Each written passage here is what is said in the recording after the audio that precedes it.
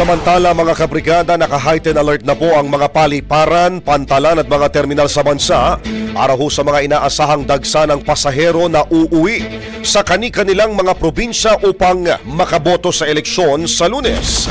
Ayon ho sa KAAP mga kabrigada at maging sa Philippine Ports Authority, mas paiigtingin pa nila ang kanilang operasyon simula ngayong araw at sisikapin nilang maiwasan ang mga delays. Kaugnay ho niyan, nakahanda na rin ang mga pantalan at nag-deploy na ho ng mga medical at sanitation teams para ho sa inaasahan na mahihit na 1 milyong mga pasahero mga kabrigada. Samantala, tiniyak naman ng PITX na sapat ang mga bus sa terminal. Sa kabila ho yan ng pagdagsa ng mga pasahero doon na maaaring umabot sa 1/2 milyong katao. Ang bahaging ito ay hatid sa atin ng Yummyvit ES2 Oral Drops. Simulang tuparin ang pangarap ng iyong anak. And starting now,